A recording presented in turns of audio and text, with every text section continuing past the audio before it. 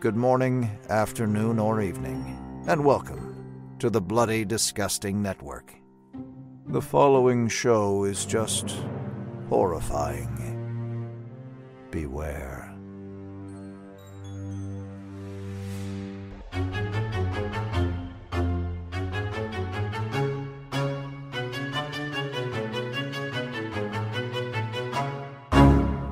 We're gonna carry on and plan the sequel, because let's face it, baby, these days, you gotta have a sequel.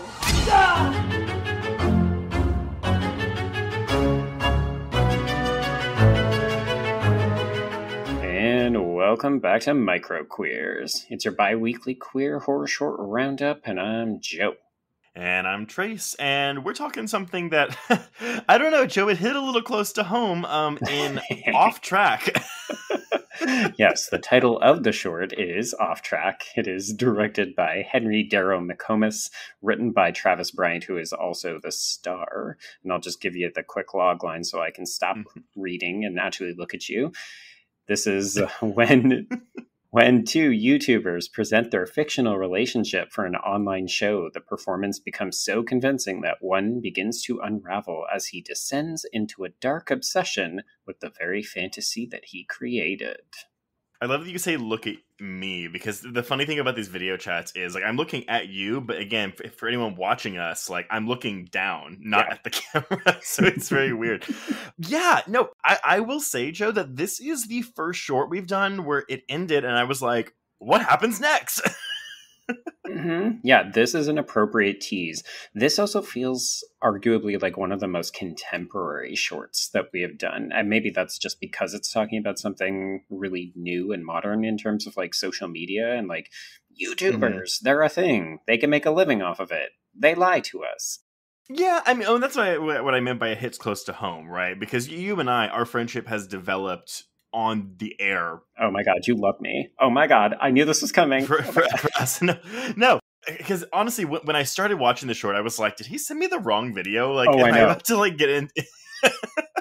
The opening of this short is genius because you watch it and you're like, wait, is this just some dumb YouTube thing? And the hilarious thing is that if you look at his YouTube profile, he also has a bunch of videos where he does just that. So this is an off-brand thing. He doesn't do a lot of fiction shorts. He has one other short, but a lot of his videos are literal YouTube stuff. So like that opening looks identical to what he normally does for a living.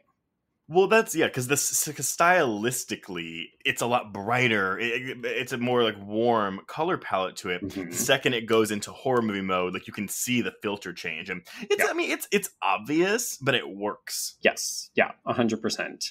And I love that we're introduced to these two people, and it's like, oh, okay, they have a cool kind of warm, fun relationship. And then also when we switch into horror movie mode, not just the shine in terms of visual aesthetic, but like the warmth in that relationship. These are two people who are performing for the cameras. This is not real. So then everything that follows becomes really fascinating, right? That's kind of what I was meaning when it hit close to home. Because, like, I mean, like, you know, you and I sometimes do bits for our audience, but it's nothing on this kind of level where it's like, oh, like, they are living entirely different lives. And as soon as the camera goes off, it's like, whoop. Yeah.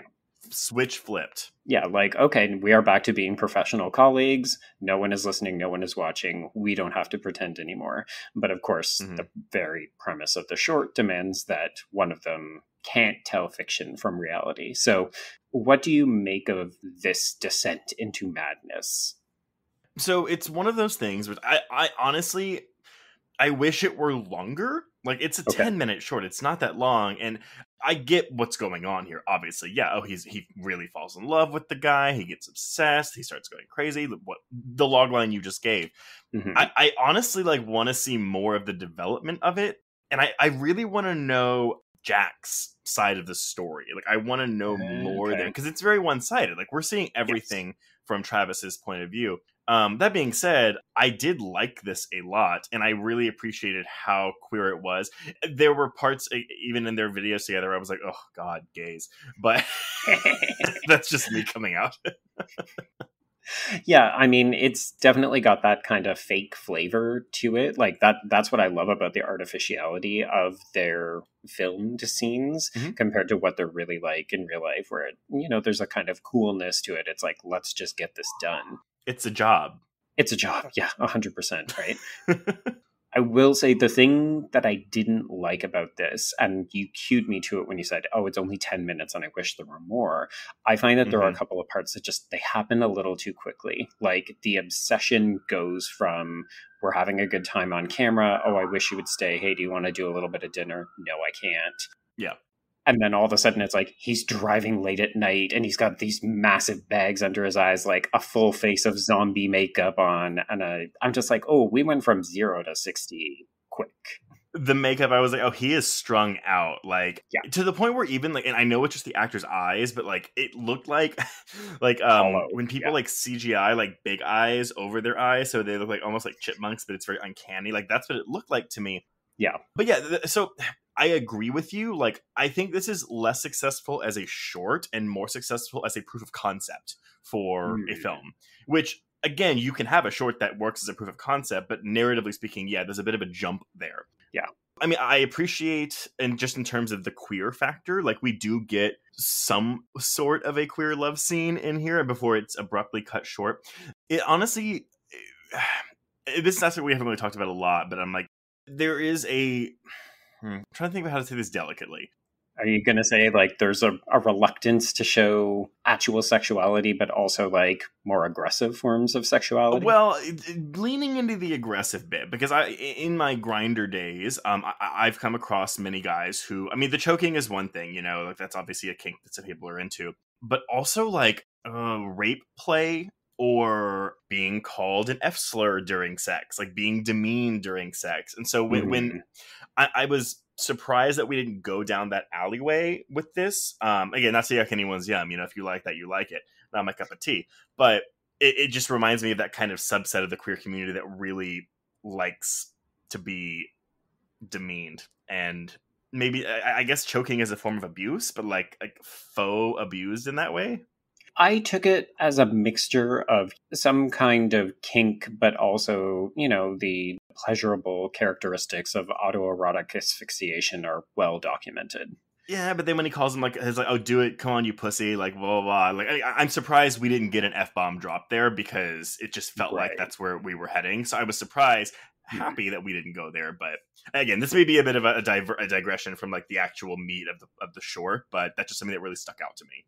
It's a conversation worth having, if only because the thing that struck me particularly about this middle section when, he's on the date with the other guy and wishing that it was his co-host. One of the things that struck me was not just that this guy insists on having sex, but even as he's acting irrationally, this date of his, Adam, is like, yeah, it's fine. You're seeing things, you're acting not normal in these instances. And this guy is like, well, but you are hot, so I do want to fuck you. And part of me was like, oh my God. Like, it's a testament to... I'll get a good dicking out of this. Like, it doesn't matter if this person is acting crazy. Mm-hmm. I'm actually using the words crazy as in, like, this person seems to be having issues with their mental health, and they are not no. well. Like, yeah, they're mentally unwell, absolutely. So I thought that was interesting. Mm-hmm. No, I agree. And so it leads us then into when he confronts his partner, for lack of a better term. Right.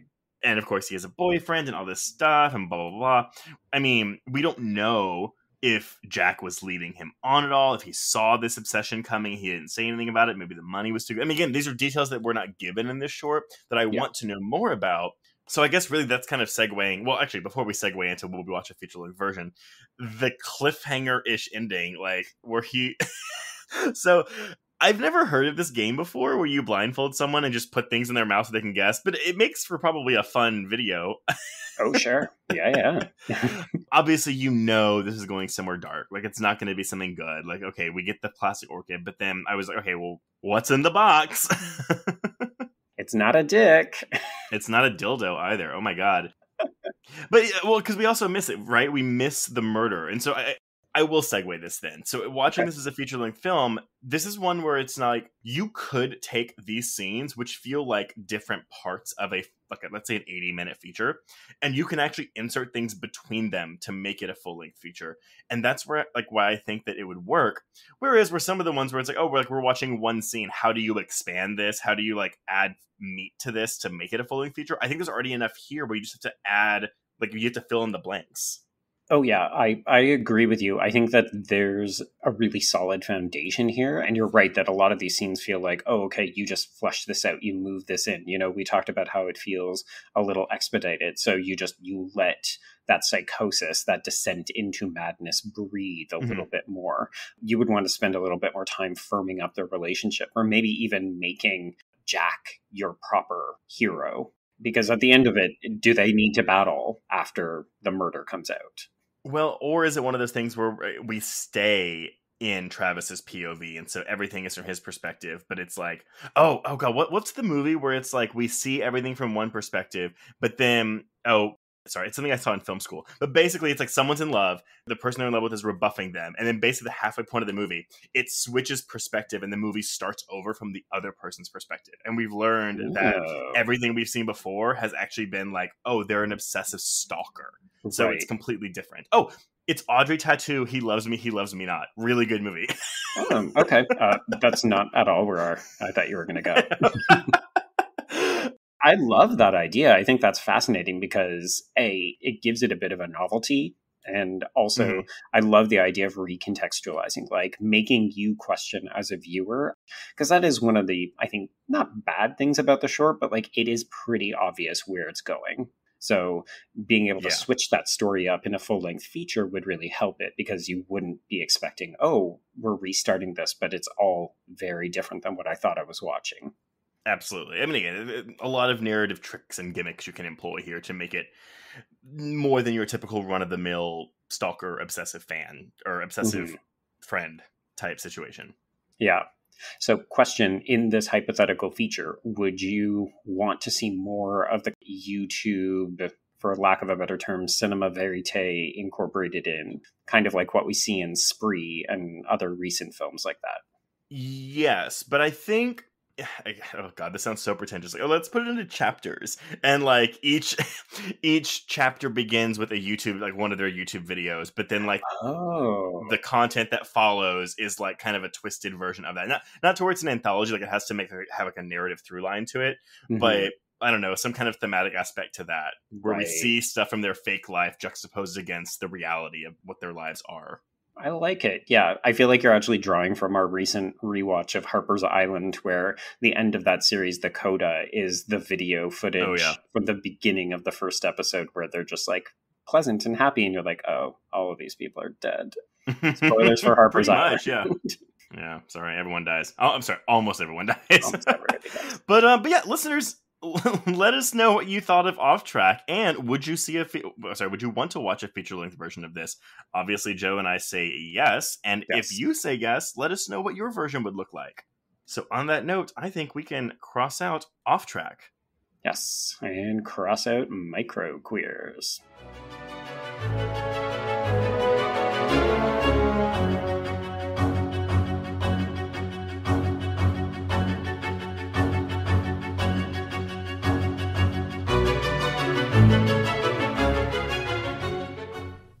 It was late in the afternoon when the professor and I took our way towards the east, whence I knew Jonathan was coming. Jonathan Harker has asked me to note this, as he says he is hardly equal to the task, and he wants an exact record kept. Dear Madam Mina, I have read your husband's so wonderful diary. Strange and terrible as it is true. I will pledge my life on it. God preserve my sanity, for to this I am reduced. Safety and the assurance of safety are things of the past. I am in hopes that I shall see more of you at Castle Dracula.